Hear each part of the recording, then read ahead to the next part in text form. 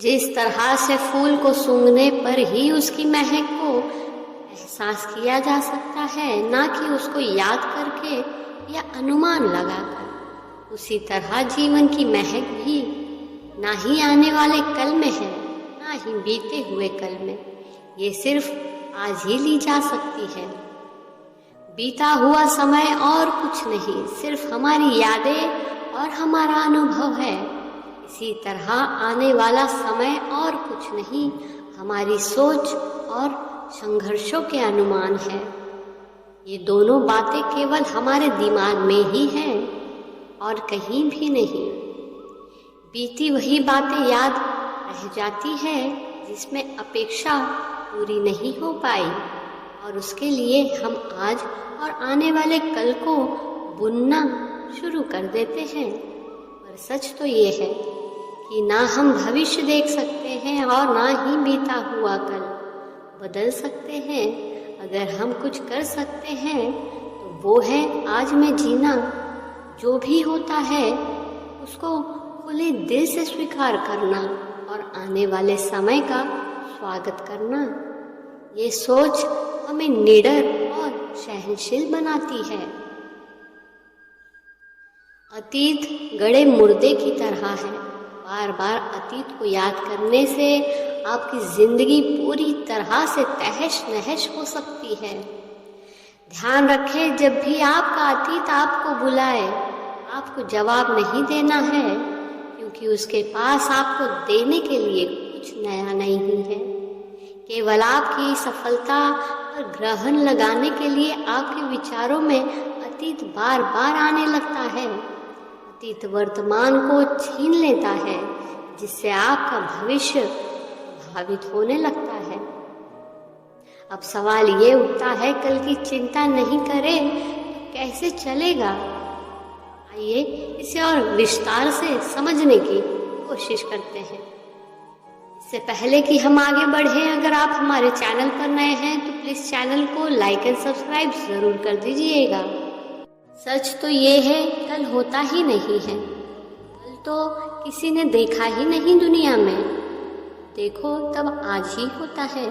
जहाँ कल नाम की कोई वस्तु ही नहीं, उसका अर्थ ही क्या है?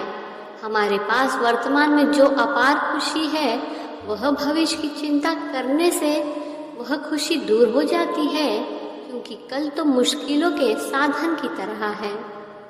जो काल चल रहा है वो आज है, और बीते हुए काल को कल कहते हैं, वह भूतकाल है।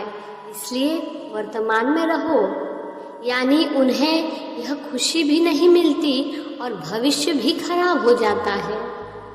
तब हम कह सकते हैं भविष्य में सब कुछ सिस्टम के नियंत्रण में चला गया है। सिस्टम यानी होनी, जो होना है भविष्य में वो होकर ही रहेगा। उसे आप चाह कर भी नहीं रोक सकते। जो हमारे वश में ही नहीं, उससे परेशान होने का क्या फायदा? अब थोड़ी देर बाद जो होगा वह सिस्टम के नियंत्रण में है, इसलिए आगे की चिंता करना छोड़ दे। सभी को भविष्य की चिंता है। भविष्य खटकता रहता है। कुछ लोग कहते भी हैं, आगे का देखना तो पड़ता है ना। देखना तो पड़ता है, सही है, लेकिन 2-3 दिन का देखना होता है। 20 साल आगे थोड़ी ना देखना होता है। अगर इसे उदाहरण के तौर पर समझे तो अभी बेटी 3 साल की ही है, उसके विवाह की चिंता में लग जाते हैं। 22 साल की हो चुकी हो तो समझदारी भी कहलाएगी। भविष्य की संभावना के कारण ही इतनी परेशानी उत्पन्न होती है। हमें तो ये भी नहीं पता होता कि अगले पल कौन जीवित रहेगा, किसकी मृत्यु हो जाएगी।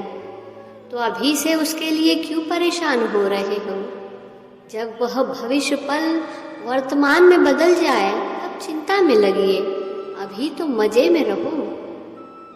हम भविष्य के बारे में सोचे, उससे अच्छा आज की सेफ साइड करना। प्रतिदिन सेफ साइड करना अच्छा है।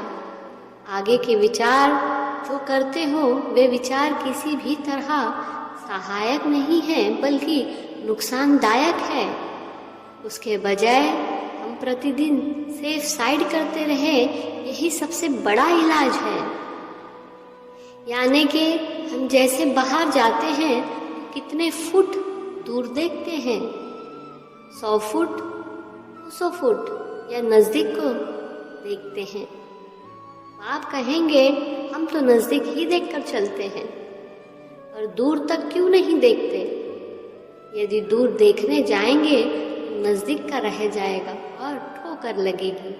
अतः खुद अपने आप में नॉर्मेलिटी में रहो, अर्थात उसकी रोज सेफ साइड देखते रहो। जो ज्ञानी होते हैं हमेशा वर्तमान में ही रहते हैं, भूतकाल के लिए रोते नहीं हैं।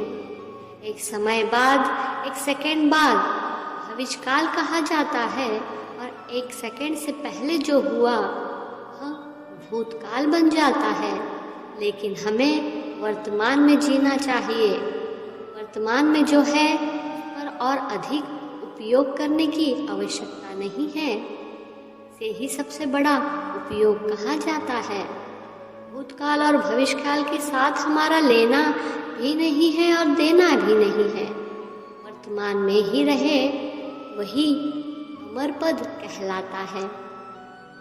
इसका अर्थ ये नहीं भूतकाल और भविष्यकाल को भूल जाना है, भूल नहीं जाना है, वर्तमान में ही रहना है बस। भूलना वो होता है जो बोझ कहलाता है। भूलने से भुलाया नहीं जा सकता, और जो भूलने जाए वह और अधिक याद आता है। ध्यान रहे, जो 24 घंटे सिर्फ भय में ही जीता है उसे कैसे आत्मा की प्राप्ति हो सकती है? लाख जन्मों के बाद भी आत्मा प्राप्त हो सके ऐसा नहीं है, क्योंकि जिनका खुद का मोक्ष हो गया हो वे ही आत्मा को प्राप्त कर सकते हैं।